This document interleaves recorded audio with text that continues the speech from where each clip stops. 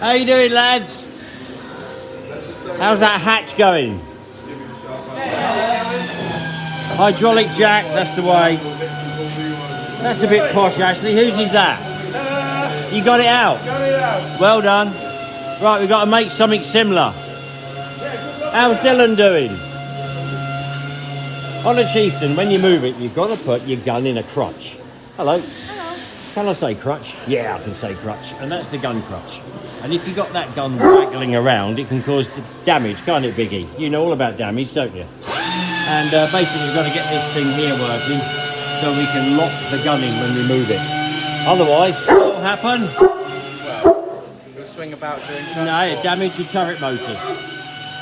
Damage your turret motors. What's Mr. Dingle doing round here? Whoa. He's just getting the edges done. There's a bit of rust here. And I know it sounds brutal, but what you can do is dent those little rust holes in. Hang on, let me squeeze by you. Yeah, go on, mate. Fed up with Emmerdale, aren't you? Fed up with bloody Emmerdale.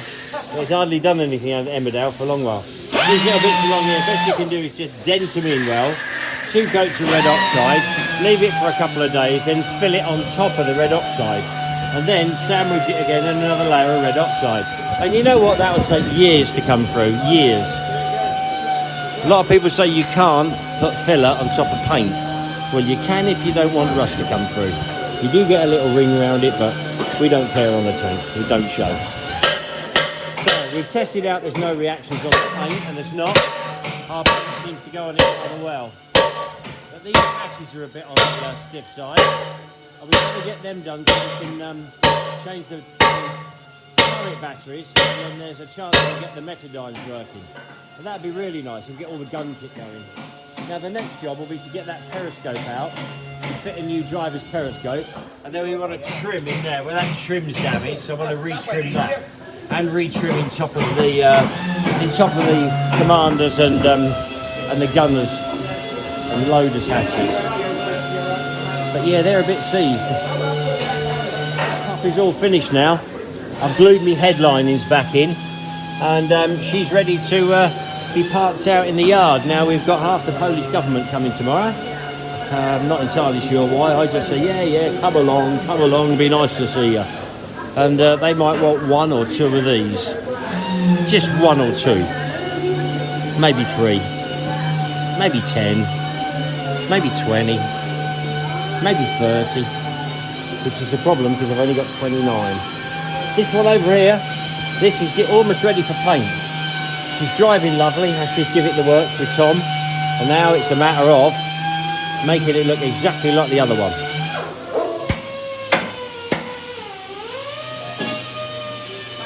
Then we get a big hole on it. Unfortunately, the Tommy bar's bent and it won't go all the way through, so that's restricting Dylan's movement. And if you try and hit it to bend it, it moves. What you could do is heat it up to red heat and tap it straight. Oh, it's looking very green. Looking very green. They're poo green, not normal green. We all have our own ways of doing it. We all have our own ways. What I normally do is I do the top and the front, and then I do the sides, but that don't matter, as long as it goes poo. Long as it goes poo. Very clean machine, this. Yeah, very clean machine. Nice driver too. Chieftain seems to be coming on. I wonder how Dylan has got on with that, with the Tommy handle. Is it straightened yet and heated? Yes, it's straight. Look at that puppy. And that means we can get a great big long tubular bar on it and really give it some wrenching around. All the way one way, all the way the other. All the way one way, all the other. Wiggly, wiggly, wiggly, wiggly. Now, my red oxide in me rust holes is going very nicely. I should give it another coat, then leave it 2 days, and then believe it or not, I will fill it, and then I'll go over it again with red oxide. I'd like to weld steel on it, but it wouldn't be as neat, and all I want is it looking pretty for this TV job. Bish bash bosh. It looks like all sorts of hatches have been opened on the top. I'm going to re-trim them as well. I must give that radio a kick. I hate a radio in the workforce. Now, the Jaguar is finished, and it's being traded in against something a bit special, and it will be the last I ever see of it, probably day after tomorrow. Now, it's a wonderful car, and I absolutely hate it. I spent more time washing it than driving it, and it's incredibly fast, incredibly smooth, incredibly efficient. The soft top is a work of art, the way it goes up and down, but it just ain't big enough for me. It's just a waste of time to get in it, and I'm always filthy dirty, and it's been traded in for a big puppy for me with a black interior. Something more sensible. Right, let's go and see how the River Rover's getting on. Doing a little bit of work on the seaty bits here, because these kind of... How shit is that, eh? How shit is that? So anyway, they're being close-pegged in with a bit of black silicone mastic.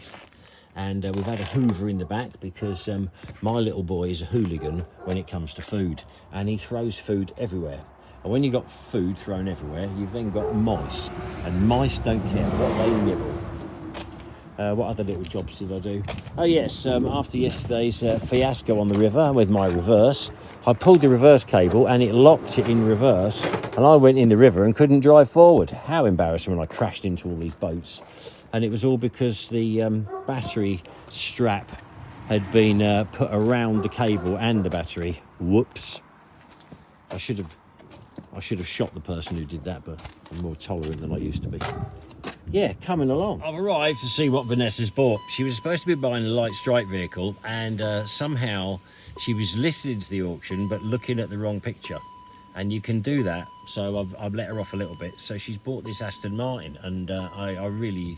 It's a white interior, exactly what I don't want, and it's not the early Aston Martins that you can work on. This is a bit later, just when they got complicated. So as if anything goes wrong, you are buggered.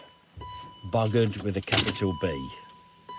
So anyway, let's see what she's bought. Oh, lots of nice cars, in very close together. How do you do that? Get through the sunroof. Oh, look at that, that's very nice. Big dirty handprint on the front. They've also been pushing it. It's a proper Aston Martin. DBS. Nice colour, can live with that. White interior, bad idea. It's the V8. Yeah, very nice. Only I've got this horrible feeling this is the one she's bought, isn't it?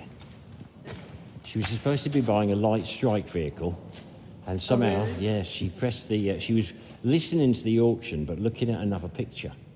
So this is what... You bought this instead of that Land Rover thing? Yeah. I'd rather have this any day. Well, I know, but we're Tanks-alot, and that's what we sell, that kind of thing. If you want to gift it to me, then I can keep it here. Well, let me try it for a week first. And your name is? Sarah. Sarah. I might be gifting it to Sarah. But if I don't like it in a week, I tell you what, there's a lot of Aston Martins. That's a bad sign, isn't it? Well, maybe they've sold. It's a silver DBS as well. That one there must be a DB4, and then there's the James Bondy type DB5, which is very nice. Or is it a 6? Let's have a look, because I know about these things. That's a 6. I used to have a 6. That's lovely.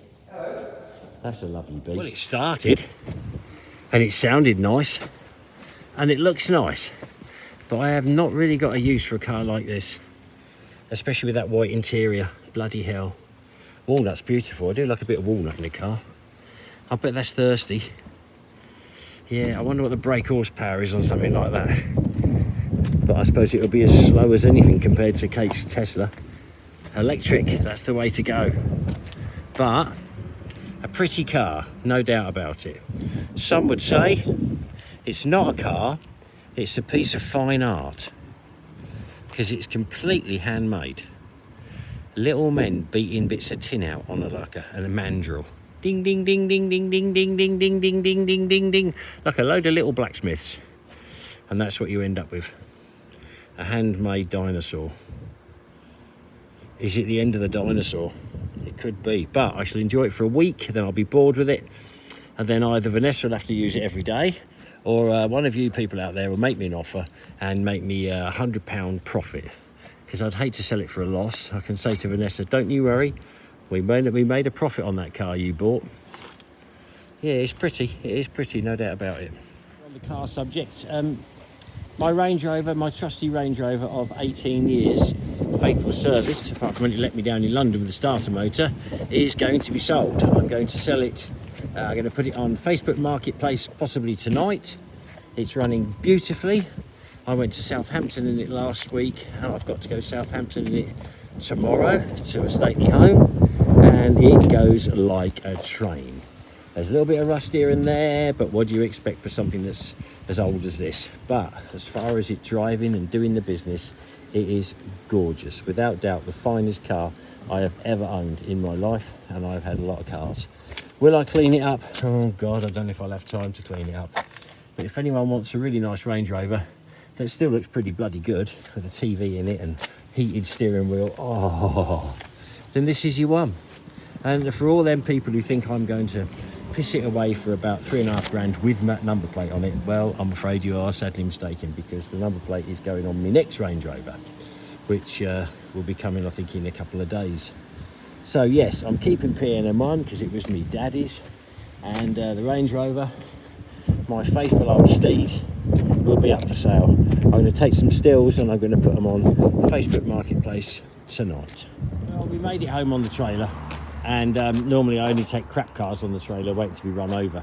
In fact, it's the first proper car I've ever put on that trailer. Biscuit, if you think you're getting in the back, you are mistaken. So now we've got to think about selling it quick, because it's not really me. It's not me at all, but very nice it is too. It might become me. I think Vanessa ought to drive it for a couple of weeks because she's broke her leg and it's automatic. And then I'll see what's night shift. Working hard, and I believe there's a kind of another night shift inside, doing the lower part of the chieftain. Thanks for that. I've already been soaked once today. Right, here we go. Oh, doesn't it look nice in green? Doesn't it look nice in green? Only one colour for a military vehicle, and that's green. Yeah. Now I've got the TV people, the Luvvies are coming tomorrow, so it'd be nice for them to see this, the lower half done. I'm not sure how they got on with the hatches today, but there was a lot of beating around earlier. And this one here is just getting its stripes. So it's going rather roundy, Mickey Mousey, but about 50% is all you need. Looking good. Yeah, that looks nice. Now it looks like Dylan got all this done. Yeah, that looks like it's going backwards and forwards. And going up and down. Yeah, you can tell that's been hot. Super hot. Oh, look at that. He's got a floppy one. Nothing like thumbing in a softie. Right. I'd like to climb up there and have a look how they got on with the hatches on the roof, but I'm in a rush and I'd probably fall off. So that's going, the one that's being power washed is going in there.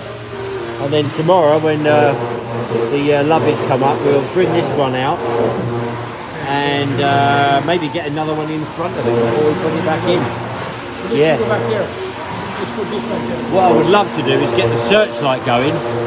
That searchlight has got a black screen for image intensify or night vision like, and you can have the searchlight on boost with the black screen on and you wouldn't even know it was on. You could put your face against it, apart from the fact you'd have a headache afterwards and it'd burn you. And then you flip a little switch and it opens up and you've got the whitest light. And I've got thousands of them bulbs. I think I'm the only bulb owner. Cost 2,000 quid. They use them in cinemas and they cost 2,000 quid each in old-fashioned cinemas.